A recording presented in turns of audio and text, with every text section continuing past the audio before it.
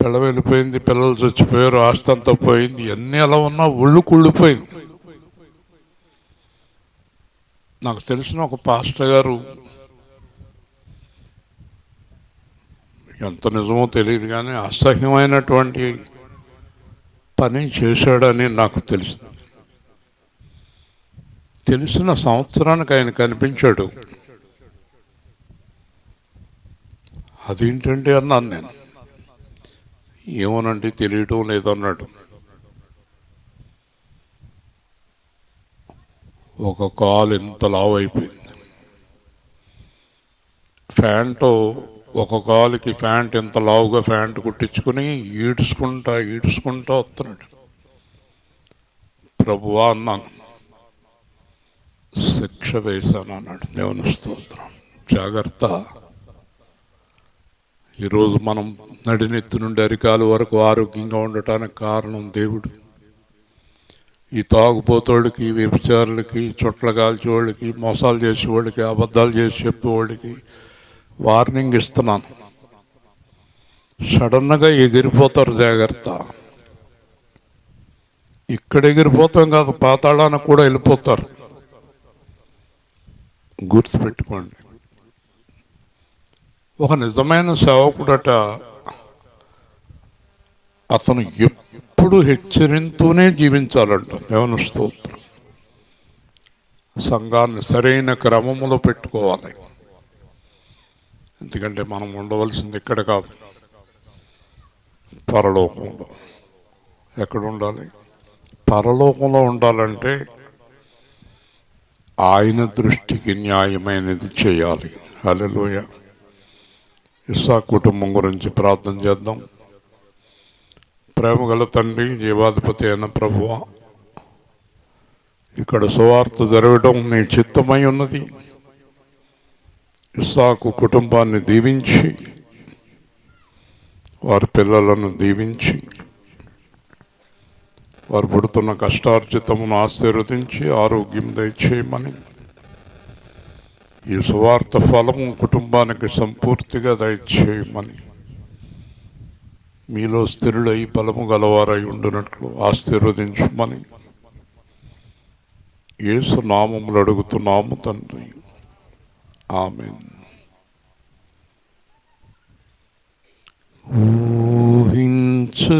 ఊహించలేని మేలులతో నింపిన నా యేసయ్యా, నీకు నా వందనం. వర్ణించగలనా నీ కార్యములను, వివరింపగలనా నీ మేలులను. ఊహించలేని మేలులతో నింపిన నా యేసయ్యా, నీకు నా వందనం. వర్ణింపగలనా నీ కార్యములను, వివరింపగలనా నీ మేలులను. వర్ణింపగలనా నీ కార్యములను, వివరింపగలనా నీ మేలులను. ఊహించలేని మేలులతో నింపిన నా యేసయ్యా, నీకు నా వందనం. మేలుతో నా హృదయం తృప్తిపరచినావు, రక్షణ పాత్రనిచ్చి రక్షించినావు. ఇశ్రాయేలు దేవుడా నా రక్షకా, స్తుతింతును నీ నామమును. ఊహించలేని మేలులతో నింపిన నా యేసయ్యా, నీకు నా వందనం. నా దీన స్థితిని నీవు మార్చినావు, నా జీవితానికి విలువనిచ్చినావు. నీ కృపతో నన్ను ఆదరించినావు, నీ సన్నిధి నాకు తోడునిచ్చినావు. ఊహించలేని మేలులతో నింపిన నా యేసయ్యా, నీకు నా వందనం. నా ప్రాణమా నా అంతరంగమా యెహోవా నామమును సన్నుతించుమా. యేసయ్య చేసిన ఉపకారములలో దేనిని నీవు మరువకుమా. ఊహించలేని మేలులతో నింపిన నా యేసయ్యా, నీకు నా వందనం. ఆరాధనా ఆరాధనా ఆరాధనా స్తుతి ఆరాధనా ఆరాధనా ఆరాధనా ఆరాధనా స్తుతి ఆరాధనా. ఆత్మతో సత్యముతో ఆరాధనా ఆత్మతో సత్యముతో ఆరాధనా సర్వలోకనాథునికి ఆరాధనా సర్వలోకనాథునికి ఆరాధనా ఆరాధనా ఆరాధనా ఆరాధనా స్తుతి ఆరాధనా. నన్ను స్వస్థపరచిన నా యేసయ్యకు నన్ను స్వస్థపరిచిన నా యేసయ్యకు నాతో ఉండిన నా యేసయ్యకు నాతో ఉండిన నా యేసయ్యకు ఆరాధనా ఆరాధనా ఆరాధనా స్తుతి ఆరాధనా. పరిశుద్ధుడైన తండ్రి, అనేక మంది వాక్యం వింటున్నారు. వారిని నిలబడిన వారిని, దూరంగా ఉన్నవారిని, నేను కోరుకుంటున్న వారిని, ఎలాంటి అనారోగ్యాలు నడినెత్తు నుండి అరికాలు వరకు ఉన్న ఆ భయంకరమైన రోగాలను యేసు నామములో స్వస్థపరచండి. వారిని మీ కొరకు ప్రతిష్ఠించుకోండి, మీ కొరకు బలపరచండి. ఏ దురాత్మ, ఏ అంధకార శక్తులు, ఏ చీకటి శక్తులైనా యేసు నామములో వెళ్ళి పొమ్మని ఆదేశిస్తున్నాను. తప్పకుండా మీ కార్యం జరిగించి మీ నామానికి మహిమ తెచ్చుకోమని యేసు నామములు అడుగుతున్నాం తండ్రి. కూర్చుందాం.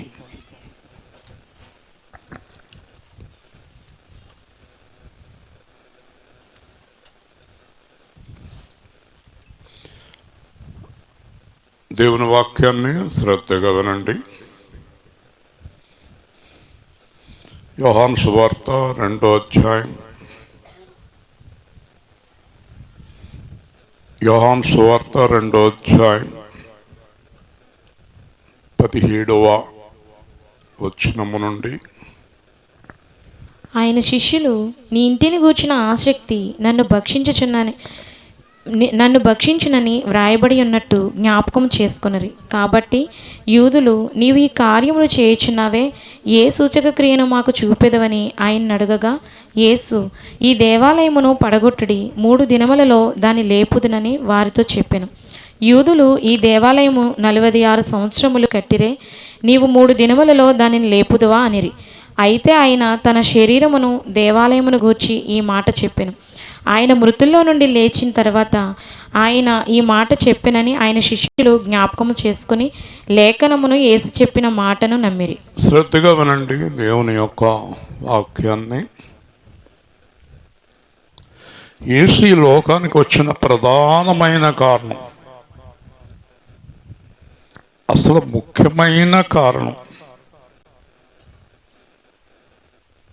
పడగొట్టిన వారిని లేవనెత్తి నిలబెడతానికి వచ్చాడు. హల్లెలూయా. ఈ మాట మీరు గుర్తుపెట్టుకోండి. పడగొట్టిన వారిని లేవనెత్తటానికి యేసు వచ్చాడు. సరే, పడగొట్టేవారు ఎవరు? వరుసగా విందాం. పడగొట్టేవారు ఎవరు? మొట్టమొదట పడగొట్టేది మనిషి యొక్క హృదయం, చెడు ఆలోచన. ఇప్పుడు మనం ఆదాము హవ్వలను సాతాను పడగొట్టాడు అని చెప్పుకోవచ్చు. కాదు, హవ్వ పడగొట్టింది. హవ్వ పడగొట్టింది, సాతాను పడగొట్టలేదు. నెంబర్ 1, మొదటిది పడగొట్టేది మనం, నీ మొగుడు, నీ పెళ్ళం, నీ పిల్లలు. నిన్ను పడగొట్టేది నీ భర్త, నువ్వు, నీ పిల్లలు. ఇది మొదటిది. 2, నిన్ను పడగొట్టడానికి ప్రయత్నం చేసేవాడు అపవాది. అపవాది నీ జీవితంలోకి ఎప్పుడు వస్తాడంటే నీ హృదయంలో స్థలం ఇచ్చినప్పుడు, లేదా రాడు. నీ హృదయంలో ఎక్కడో పాపానికి, లోకానికి స్థలం ఇచ్చావు. కాబట్టి యేసు ప్రభువు మీరు పడకుండా చూసుకోండి అని ముందు చెప్తాడు. ఒకవేళ నువ్వు ఎంత యథార్థంగా ఉన్నా నిన్ను పడగొట్టినప్పుడు దేవుడు వచ్చి లేవనెత్తుతాడు. దాంట్లో సందేహం లేదు. నీకు నువ్వు పడిపోయినా లేవనెత్తుతాడు, లోకం పడగొట్టినా లేవనెత్తుతాడు, అపవాది పడగొట్టినా లేవనెత్తుతాడు. దేవుడు పడగొడటానికి రాలేదు. దేవుని స్తోత్రం. కాబట్టి ఎవరైనా పడిపోయినప్పుడు మమ్మల్ని దేవుడు పడగొట్టాడు అనకూడదు. ఇది చాలా పొరపాటు మాట. మమ్మల్ని దేవుడు పడగొట్టాడు అనేవారు మూర్ఖులు. దేవుడు ఎవ్వరికి కీడు చేయడు. దేవుడు కీడు చేసేవాడైతే సిలువలో వేలాడడు. దేవుడు కీడు చేయుట అసాధ్యం. కాబట్టి చాలామంది దేవుడు ఇలా చేశాడండి, దేవుడు ఇలా చేశాడంటాం, అదొక ఫ్యాషన్ అయిపోయింది క్రైస్తవులకి.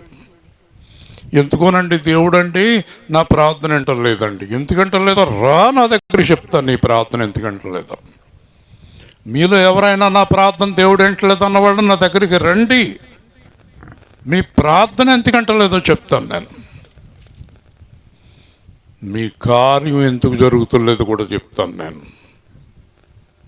దేవుని ఆత్మ స్పష్టంగా చెప్తాడు. కాబట్టి అత్తమానం దేవుణ్ణి ఏదో ఒకటి అంటాం అలవాటైపోయింది. మీకు ఇష్టమైన కాడికి వెళ్ళిపోతాం, మీకు ఇష్టమైన పనులు చేసేయటం, మళ్ళీ దేవుడి దగ్గరికి వస్తాం, ప్రభువా అంటాం.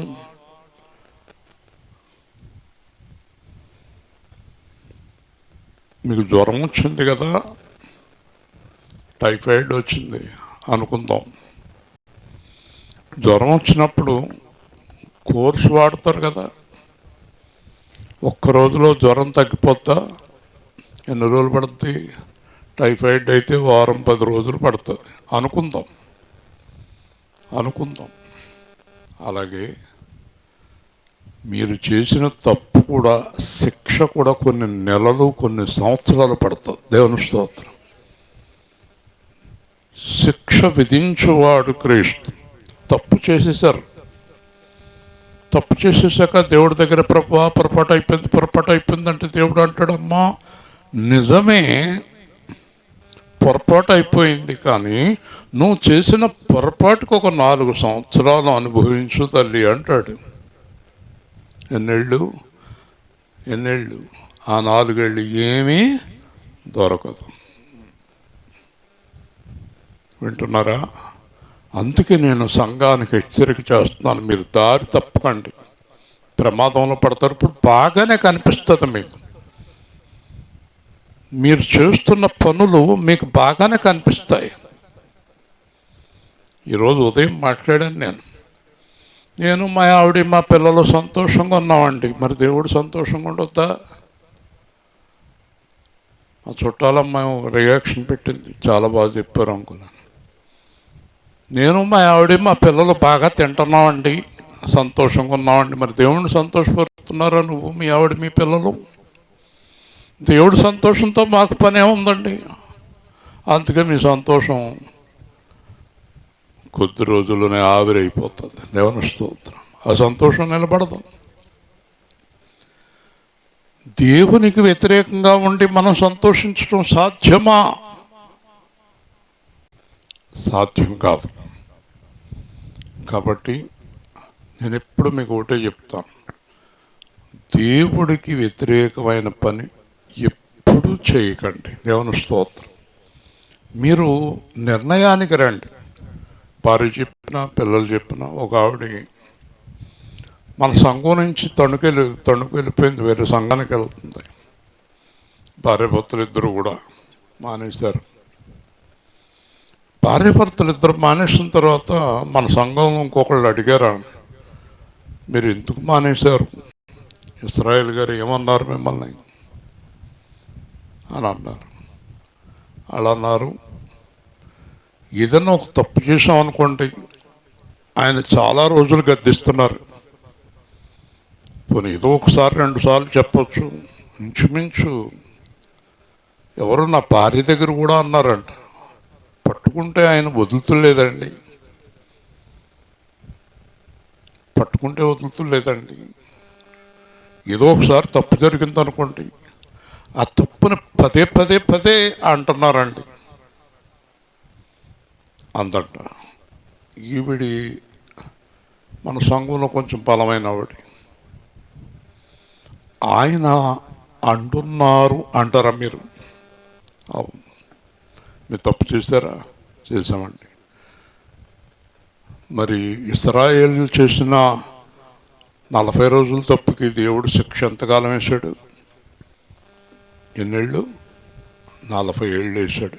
ఇశ్రాయేలు గారు సంవత్సరం 6 నెలల్లో మాట్లాడుతున్నారు అంతే, 30-40 ఏళ్ళు మాట్లాడతలేదు కదా. దేవుని స్తోత్రం. అందంట.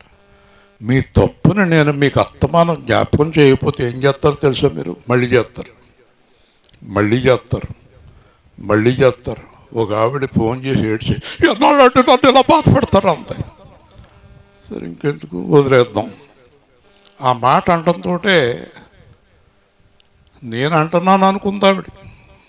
ఆగిపోయినాయి పనులన్నీ ఆగిపోయినాయి. ఏంటనుకుంటున్నారు మీరు? మీ పాస్టర్ ఏమన్నా డుబుడుక్కు పడిపొక్కల పాస్టర్ అనుకుంటున్నారా? దేవుని చేత అభిషేకించబడిన వాడు. దేవుని స్తోత్రం. ఎలాంటి పరిస్థితుల్లో మనం సువార్త చేస్తున్నాం మీరు చూస్తున్నారు. కాబట్టి ఒక మాట ఈ గొంతుకులోంచి వచ్చిందంటే అది యేసుక్రీస్తు మాట. దేవుని స్తోత్రం. మీకు బాధ కలిగినా, మీ ముఖాలు మాడిపోయినా, మీరు ఏమనుకున్నా దేవుడు లక్ష్య పెట్టడం. అర్థమైందా? మీరు మారే వరకు అంటూనే ఉంటాడు.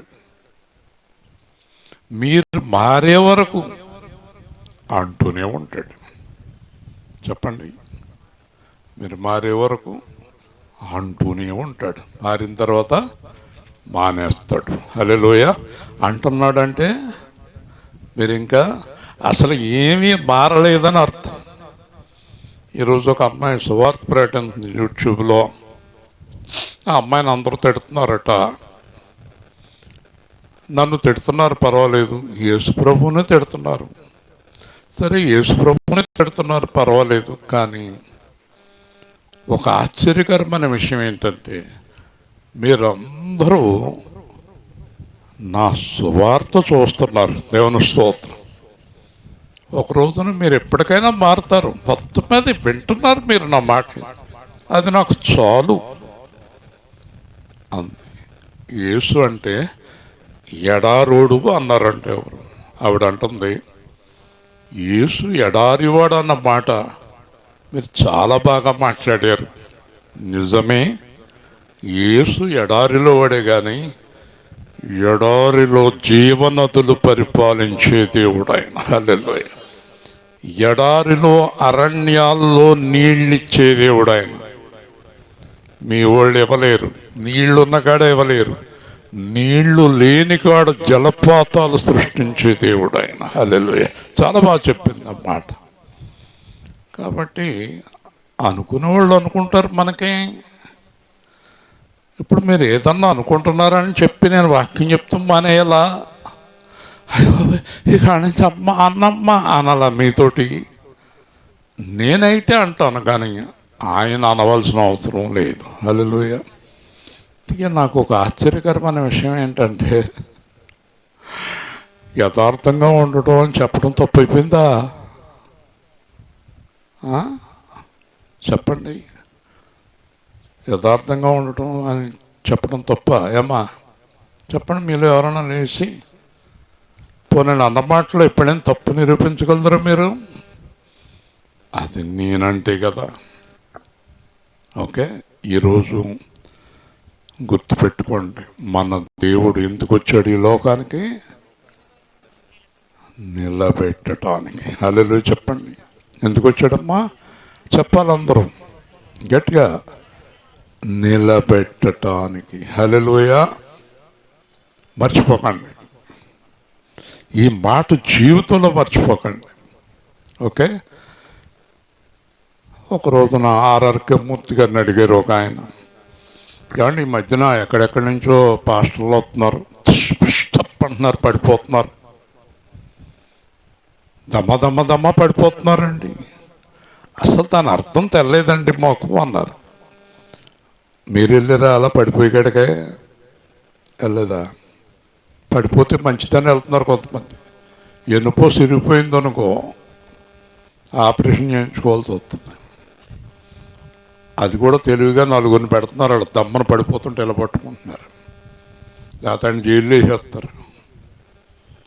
అప్పుడు ఆర్ఆర్కే గారు అన్నారు, ఊరి నాయన పోయి ఆ పడగొట్టేవాడు దెయ్యురా నాయన, యేసు ప్రభు అయితే పడిపోయిన నిలబెడతానికి వచ్చాడు రా బాబు అన్నాడు. హల్లెలూయా. చెప్పండి, యేసు ప్రభు ఎందుకు వచ్చాడు? వీళ్ళు ఏం చేస్తున్నారు?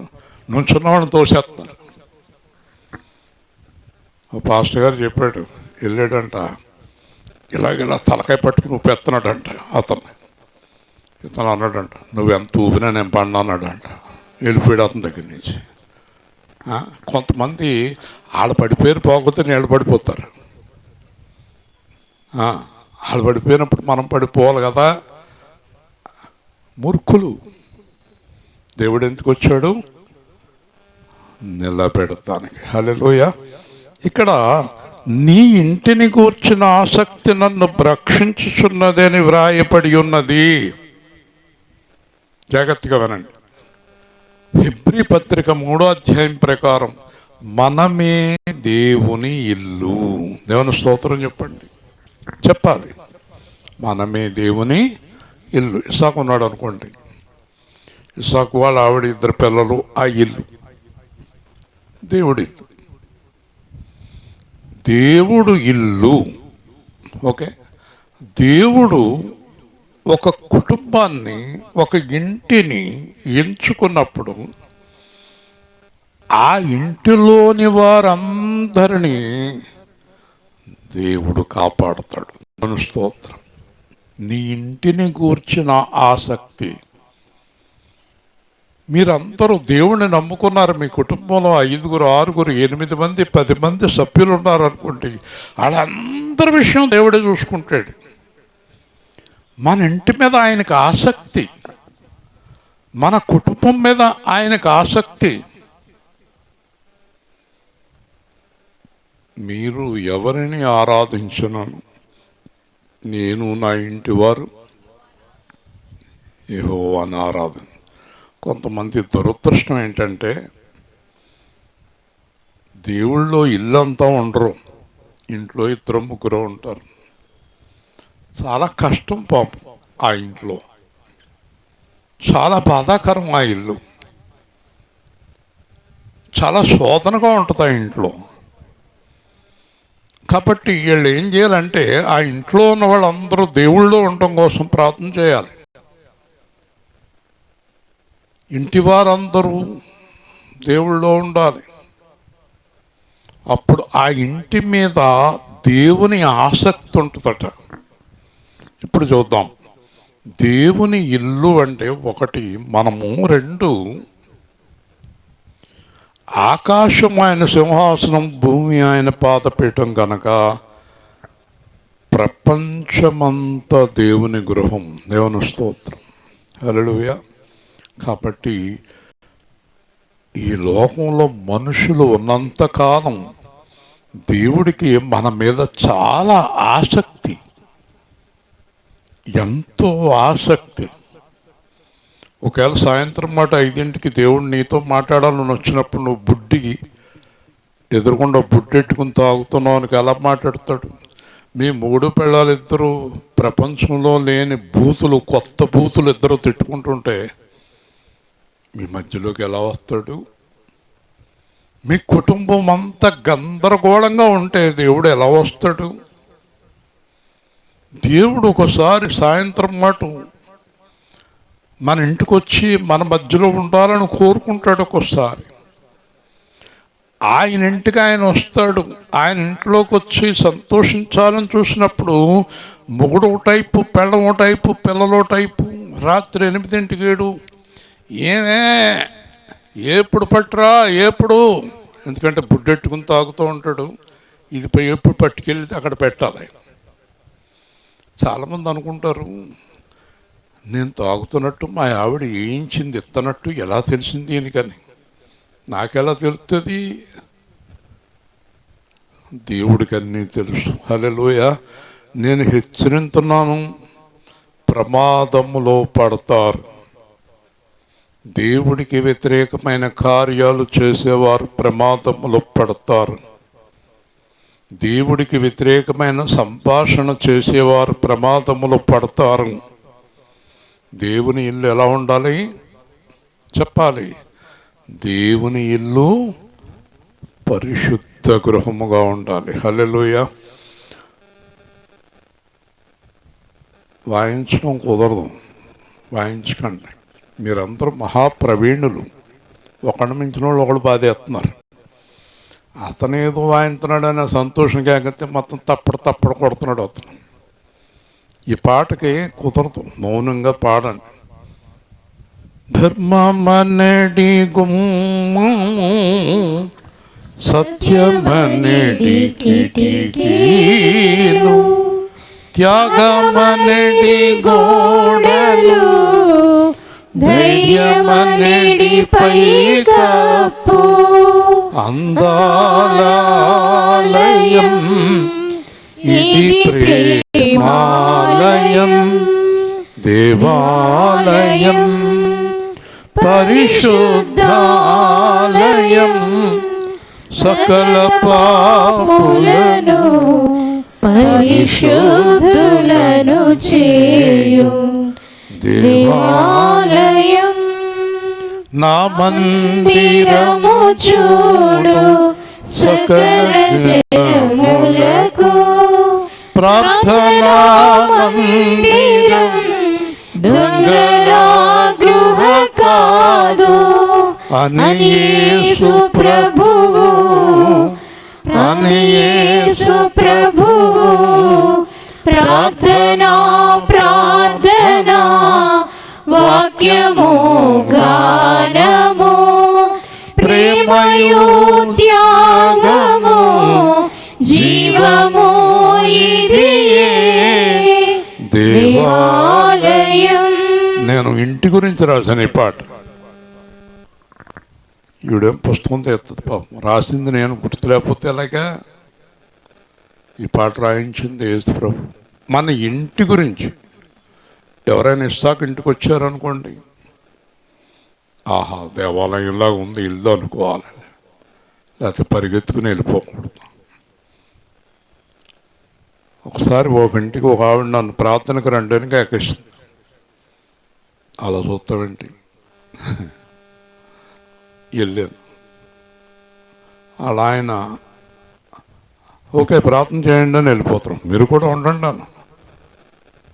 బలవంతంగా కూర్చున్నాడు ఆ లోపల. మీరు వెళ్ళండి, ఇంకా కూర్చున్నారా అంతే. ఆడు వెళ్ళిపోయాడు. అదేంటమ్మా, ఆయనకి పెద్ద ఇష్టం ఉండదండి. పిల్లలు వచ్చారు, అమ్మ మేము వెళ్తున్నాం, వెళ్ళండి ఆడుకోండి ఆడ. అదేంటి ప్రార్థనకి ఒక్కదానికే చేయాలా, ఇదేమిరా బాబు. మరి వాళ్ళు ఎవరు సరిగ్గా ప్రార్థన చేయించుకోరండి. అయినా మీరు మా ఆయన కూడా మా పిల్లలు కూడా మీకెందుకంటే ప్రార్థన చేసి వెళ్ళంటుంది. అమ్మ నాకు అర్జెంటుగా చిన్న పని ఉంది, మళ్ళీ వస్తానని నేను చూసాను. నా ఇంట్లో ప్రార్థన చేస్తే నాకు కూడా ఏమైనా వస్తాయేమో అని. దెయ్యాలు అలా ఉందా ఇస్సాకిల్లు? ఎప్పుడు ప్రార్థన మీరు తిట్టుకోరా, కొట్టుకుంటారా? తిట్టుకుంటారా? అలా జుట్టు ఎరబోసి కూర్చున్నామండి.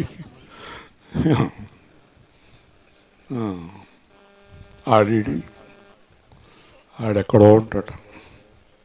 ఓకే, కాబట్టి గృహము దేవాలయము. హల్లెలూయా చెప్పండి. దేవుడు గృహమును దేవాలయంగా చూసుకోవాలి మీరు. అంటే గృహంలో ఏం జరగాలి? ఇప్పుడే కదా పాడాం, ప్రార్థన ఉండాలి.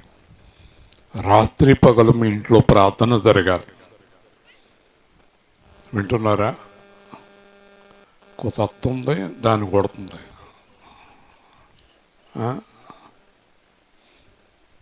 అది ఓకే. నీ ఇంటిని గూర్చిన ఆసక్తి నన్ను భక్షించుచున్నది. నీవు ఇన్ని కార్యం చేస్తున్నావు, ఏ సూచక్రియ చేస్తావు? నువ్వు ఇన్ని కార్యాలు చేస్తున్నావే, ఏదైనా ఒక అద్భుతం చేస్తావా? యేసు ప్రభు అన్నాడు, నువ్వు ఎర్రి మోకాళ్ళారా, పనికి మానవార్లారా, నేను ఎందుకు వచ్చాను మీకు తెలియక సూచక్రియలు అడుగుతున్నారు నన్ను.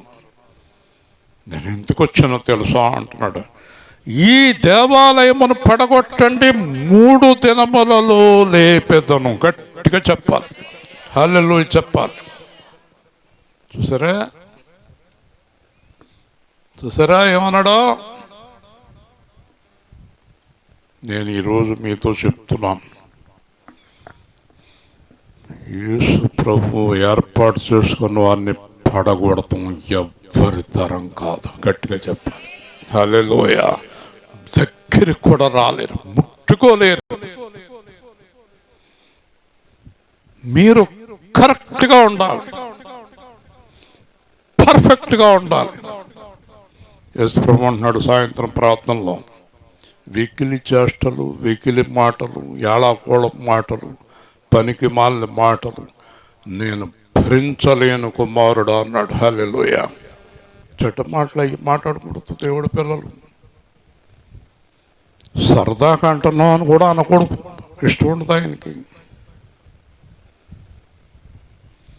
దుష్టత్వమును చూడలేని దేవుడు. హల్లెలూయా. చూడలేడు ఆయన, వినలేడు ఆయన, భరించలేడు ఆయన,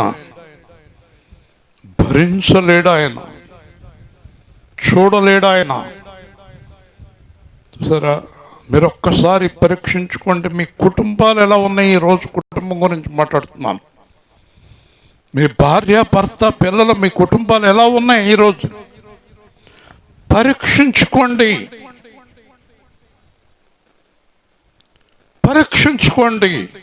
నాలో తేడా ఉందా? నా భర్తలో తేడా ఉందా? నా పిల్లల్లో తేడా ఉందా?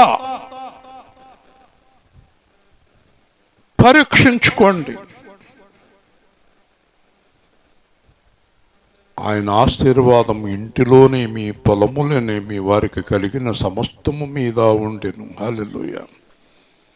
ఆ ఇంటి మీద ఆశీర్వాదం ఉంటే వారికి అన్ని పనులు సమృద్ధిగా దొరుకుతాయి. కరువు ఉండదు, అప్పు చేయరు, ఎవరి దగ్గరికి వెళ్ళి చేయి చాపరు. మీకు ఇంటికి వెళ్ళి 128వ కీర్తన చదువుకోండి, అది దేవుడి ఉద్దేశం. ఒక కుటుంబాన్ని చక్కగా కాపాడుతున్న దేవుడి ఉద్దేశం.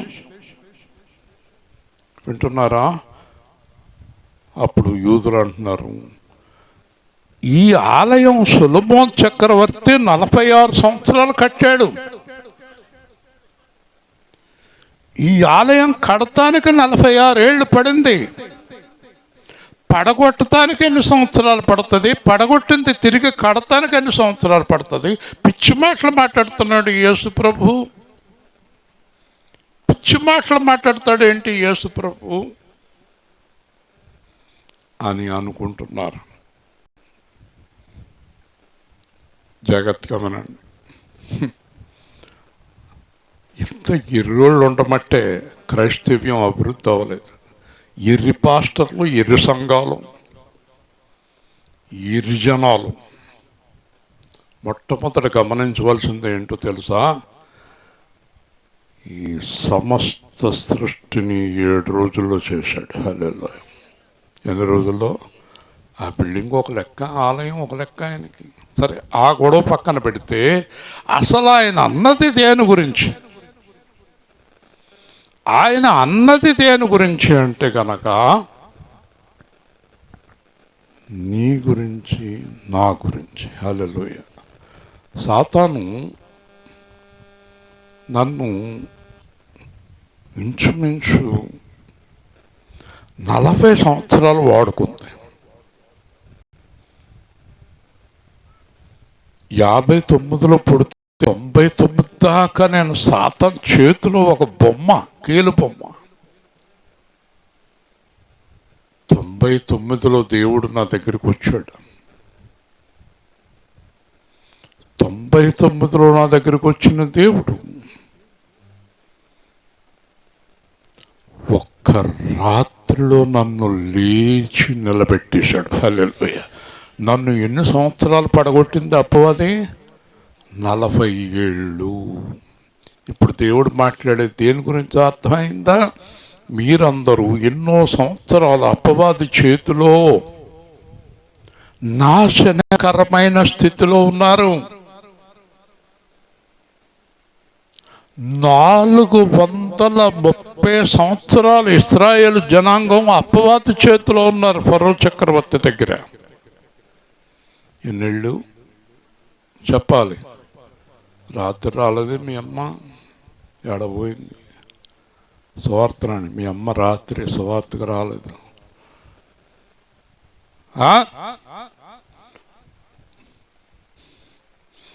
మర్చిపోయినా అనుకున్నానండి. ఓకే, చెప్పండి. ఎన్ని సంవత్సరాలు ఐగుప్తులు ఎన్నాళ్ళు ఉన్నారు? 430 సంవత్సరాలు. మహిమ చెప్పు. 430 సంవత్సరాలు సాతాను చేతిలో, ఫరో చక్రవర్తుల చేతిలో ఉన్నవారిని ఎన్ని రోజుల్లో విడిపించాడు?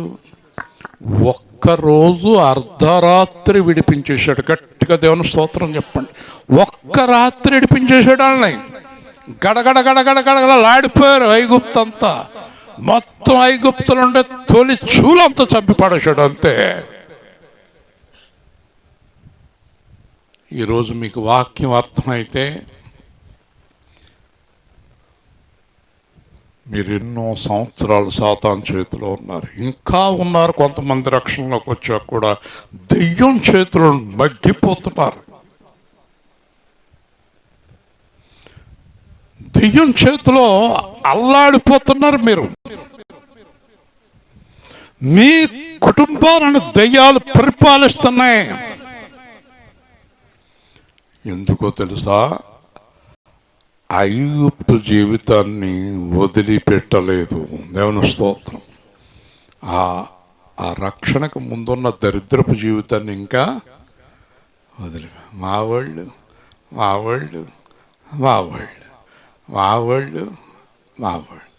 స్వార్థం స్వార్థ తర్వాత ప్రార్థన తర్వాత ముందు మా వాళ్ళే.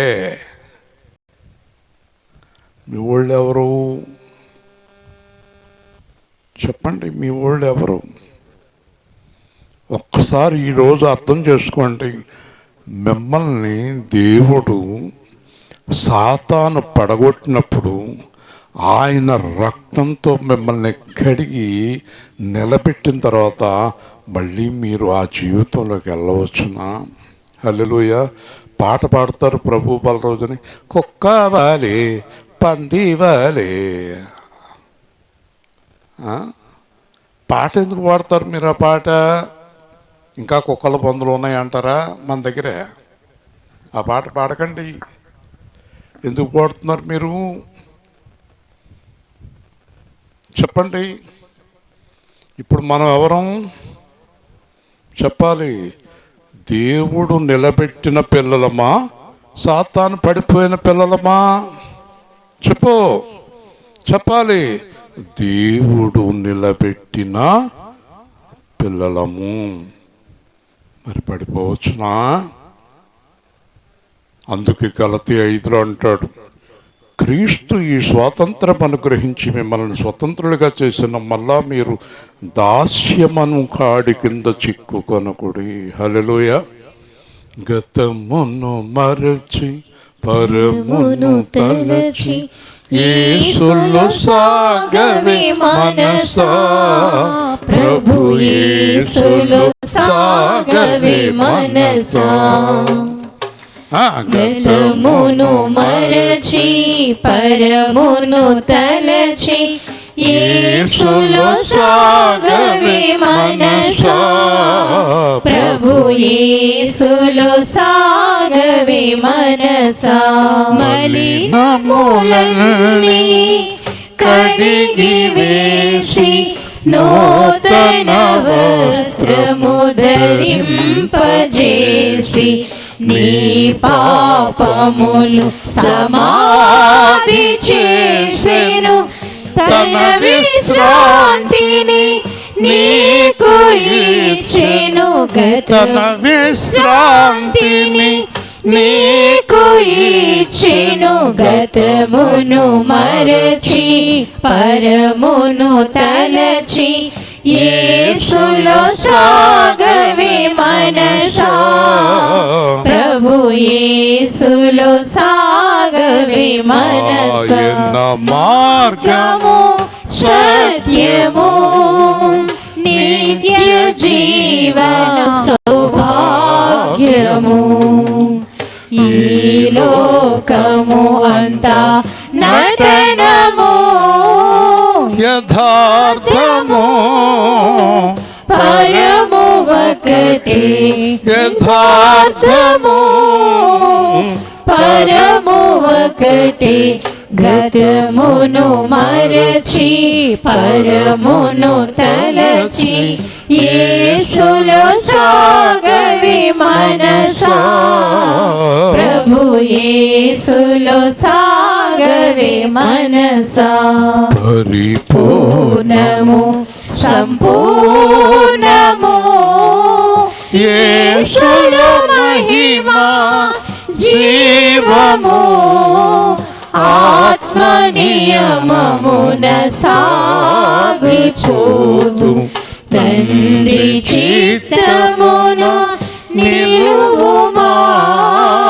గతమును మరచి పరమును తలచి యేసులో సాగవే మనసా, ప్రభు యేసులో సాగవే మనసా. ఇవాళ నేను రాయించిన పాటలో పాడిస్తున్నాడు. ఈ పాట రాశాక 2003 మే 31 మోకరించి ప్రార్థన చేసి రాసేవాడిని ప్రతి పాట కూడా. అందుకే మీ హృదయం తాకుతాయి ఆ మాటలు.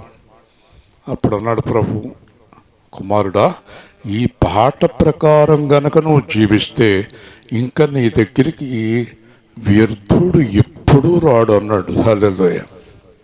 అయితే మనం చెప్పు సువార్తరాని ఆడుతూ ఉంటాం కదా మనం. పాస్టర్ గారు అయినది మాత్రం అటు ఇటు పోతూ ఉంటుంది మనసు. అర్థమైందా? స్థిరపడిన తర్వాత మనం స్థిరపరుస్తాడు. పేతురుతో అంటాడు, నీ మనసు తిరిగిన తర్వాత నువ్వు సువార్త చేయన్నాడు. హల్లెలూయా. చూసారా, పేతురు మనసే లోకం మీద ఉంది. ఓ పక్కన యేసు ప్రభు ఉన్నాడు, ఓ పక్కన లోకం మీదకి వెళ్ళిపోతుంది పేతురు మనసు. కాబట్టి ఇక్కడ దేవుడు మాట్లాడుతున్నాడు, 3 దినములలో లేపుదువా. ముగించేస్తున్నాను. శుక్రవారం, శనివారం, ఆదివారం దాని గురించి మాట్లాడాడు దేవుడు. మీరు ఏం చేస్తారంటే నన్ను శుక్రవారం నాడు సిలువేస్తారు. మీరు నన్ను శుక్రవారం నాడు సిలువేసి సమాధి చేస్తారు. శనివారం నాడు సమాధిలో ఉంటాను నేను. ఆదివారం ఉదయం లేస్తాను. హల్లెలూయా. మీరు నన్ను చంపేయాలి, ఇంకా కనబడకుండా చెయ్యాలి, నన్ను ఉండకుండా చెయ్యాలి. జాగ్రత్తగా వినాలి.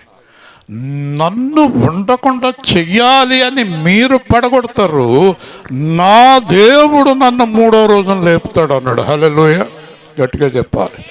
ఇప్పుడు మనకిచ్చిన గొప్ప దేవుని గొప్ప సౌకర్యం ఏంటో తెలుసా? అద్భుతంగా రాశాడు పౌలు.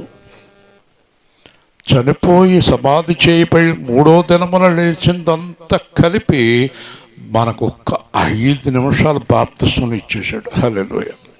అంటే బాప్తిస్మం మందు ఏమవుతాం? మనం చనిపోయి పాతి పెట్టబడి తిరిగి దేవుని ప్రభావంలో లేస్తాం. ఏ పిల్ల, నువ్వు అక్కడ లేవు, ఈ పక్కొచ్చి వెనకాల పిల్ల తినేస్తుంది. పిల్ల ఇదేమో వెనక చూస్తుంది. జాగ్రత్తగా వినాలి. చాలా శ్రేష్టమైన మాటలు. ఇది వెళ్ళకూడంగా వినకూడదు. బాప్తిస్మమందు దేవునితో పాతి పెట్టబడి తిరిగి లేచి దేవుని ప్రభావముతో జీవించాలి. మీలో రక్షణ పొందిన వారందరూ కూడా చేయొద్దండి, దించండి. చూసారా, మీరందరూ నిలబెట్టబడ్డారు.